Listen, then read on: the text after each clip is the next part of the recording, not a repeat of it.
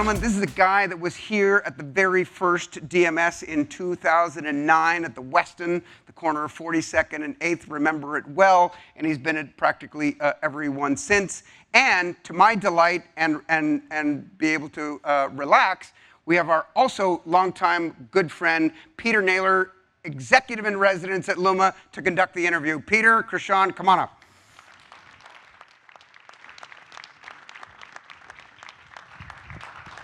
All right. That's right. You're here for the first LUMA. That's right. So first of all, thank you, Terry, and thank you, Connor. I guess if you attend 16 times in a row, you get to speak. That's good. So. Well, Lou speaks, and he's not even on the agenda. All right. So, Krishan, you're at Amazon. Let's do a quick speed round. What are the properties you guys bring to market? There's a lot. So for Amazon Ads, just to frame it up, the Amazon universe, of course, starts with our store, Amazon.com.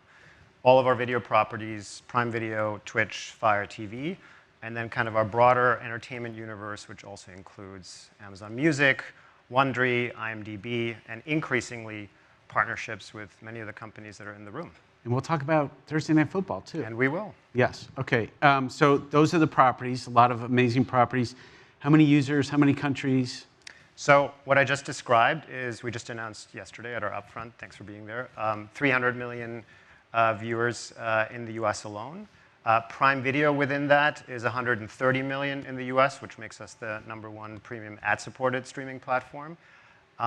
That's up roughly 15 million from last year, and engagement grew 40% at the same time. And then markets internationally, we're now in 12 with Prime Video ads. We're launching 4 additional ones before the end of the year. We just launched in Japan and Brazil. We're launching India in June. And that's about 200 million Prime Video ad-supported viewers across the globe. All right, 16 countries by the end of the year. You did have your upfront yesterday. Thanks for having me. If you don't know, it was a star-studded affair. Jamie Lee Curtis, Michael B. Jordan, Kelsey Brothers, no Taylor, Octavia Spencer, the Thursday Night Football gang was there, Jason Momoa, Arnold Schwarzenegger, to name just a few. It's a fun show. It was clear that Amazon's not fucking around, so congratulations Your on words. that. I told you I warned him. I told you I'd get profanity in here somehow. Most upfront questions when we were together at NBC revolved around, is it a buyer's market, a seller's market, up, down, rate of change? I mean, are those the same questions we should be asking today? I mean, I think people ask those questions because I guess they're interesting. It's not really what we're focused on. I don't know what the batting average is in calling the upfront marketplace, and we're not in that business. Right. We're in the business of taking stock of what our customers need, and that's, of course, a moving target in times like this. So we're very closely monitoring that situation like everyone else. But we want to be and are ready for whatever shape or form the marketplace takes. I think in times like this, leading brands actually take the opportunity to stand out. Mm-hmm. And of course, there's more focus on performance than ever. And we'll talk a little bit about what our take is on that as we marry upper funnel media and lower funnel media to drive just that. So the top message to advertisers is about performance. I mean, if you're playing bingo today, outcomes is a very popular word today. I mean, I think everyone wants to understand, whether you're a brand advertiser or a performance advertiser, what it does for your business and how it drives sales and growth. And that's our core. When we talk about the full funnel, which we had both serious moments and some laughs about yesterday, that's exactly what we're talking about, which is this concept of taking upper funnel media, which is mostly in video and audio and media platforms that we all enjoy, and marrying it with the most scaled commerce platform data out there, trillions of data signals that literally allow you to tie back what you watched to what you bought, in some cases instantly. Yeah, I think a lot of people are saying full funnel, and I also think that Amazon can say with the straightest of faces because of your breadth and depth. When you think about measurement, however, a lot of people say you can't grade your own homework. I mean, how do you think about partnerships in the world of data and measurement? Well, first of all, on the grade your own homework, for endemic customers, for anyone who sells on Amazon, it's our shared homework between the customer and Amazon. You're selling products, so it's pretty obvious what the impact is, and we're just tying it back for you to who saw those commercials, and then you know what the end results were. But the whole concept of partnership is very strategic for us, including on the data side, including on the measurement side. We have over 100 measurement partners, third-party measurement partners across the world that are integrated with us. We know that we can't act just in a silo, basically, that customers activate across the whole landscape of a consumer universe, and that oftentimes they need normalization of that across media platforms. So while first-party data, we believe, still is the best way to demonstrate impact, certainly on our platform, third-party measurement integrations are a big part of what we bring to market as well. Yeah, when you said you have shared homework, you must, I mean, there's various levels of sophistication out there. You must be actually helping them with their own homework for a lot of vendors, yeah? Well, I think it goes back to optimization and basically closing the loop between what you're learning about what works and what might work less well, and then continuing to optimize how you plan, optimize, and measure your media. And that's where AI really does come in order to perform that at scale.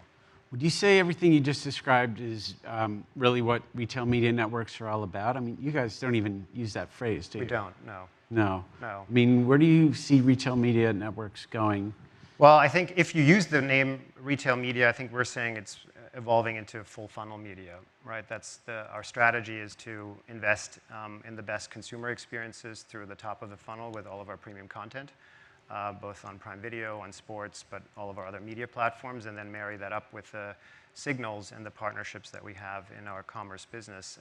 And we think that that's unparalleled, and we're going to continue to invest in that across the globe. So that's very different than, again, to go back to where we started, you know, this upfront idea. You're taking all those properties and going to market in advance of, in front of, up front of a futures-based video market. Yep. I mean, how do you balance the hand-to-hand combat of retail media networks with, you know, the top 200 advertisers and their need to invest in advance? Well, when you're in the business of investing in high-value content, then there's naturally constraint around that. There's only so much that the consumer ultimately engages with. And so the upfront marketplace is really, as we all know, about making a bet on aligning brands with great content. And that's constrained by definition, so you kind of need a marketplace in order to clear that. And I do believe that that will continue to be alive and well, although I think the shapes and forms evolve. The readiness for the upfront, though, is not as of the upfront presentation, which in our case was yesterday. It often goes back 12 to 18 months, both in terms of content development pipelines, as well as product and technology roadmaps that are really co-created in our case with agency partners, holdcos, and independent agencies, and increasingly other forms of partners, because you want to be ready to activate in that way. And if you want to deliver on the full funnel, well, then you can't just have the content and brand adjacency. You also have the piping in place that allows you to activate seamlessly, use that data that we just talked about, have clean rooms in place that match first-party and third-party data, do the optimization. So a lot of that work happens way in advance of the marketplace actually taking shape. And the readier you are as a company to engage in that way. I mean, we get feedback now all the time in our pre-upfront meetings with agencies and customers about, we'll hear about your content roadmap, and we'll hear about that during the upfront as well, but we really want to know your technology roadmap so we can start investing and co-developing solutions to be ready for the fall season or for the next year. So the show that we saw yesterday on the stage was very sexy. But, that's the paint. But the canvas needs to be laid down. Yeah, before that. It's a heck of a canvas. Yeah. You know, another big topic this season is just how sports is somehow immune to all the other gives and takes, and you guys aren't messing around with sports. You started with Thursday Night Football. Talk about sports. Yeah, it predates my journey at Amazon. We're going to go into our 4th year with Thursday Night Football. Last year was our 3rd season that we completed. It was the highest rated season. We averaged a 13.2 viewership across the season. I think it was the highest rated TNF ever in 19 years of history for 18 to 49-year-olds. We grew 11% year over year.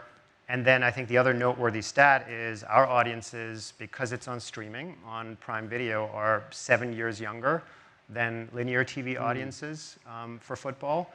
And of course, of a higher socioeconomic bracket as well. So you have a very desirable audience in an environment where you can do and unlock innovation at scale that goes far beyond what you can do in broadcast television. So that formula took us, some time to get to cruising altitude, and now you've seen our investments in sports are going to expand into the NBA starting next season, WNBA as part of that, NWSL and NASCAR, and then for those of us interested in the rest of the world, like in almost every single Prime Video market, we are anchoring ourselves around premium sports.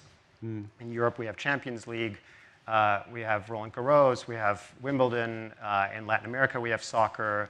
In Canada, we have the NHL. So I think having sports as an anchor to your entertainment and video experience is obviously critical for lots of reasons.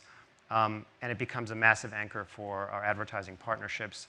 And we're really able to tie back the entire full funnel offering that we just talked about, where the next day, as a D2C company, you're flighting So are you doing a TNF ad, and you can measure the ROAS the next day because of what you sold on Amazon. Are you doing real-time ad insertion in sports, or We're doing a combination of both, actually. Combo? It depends on the sports.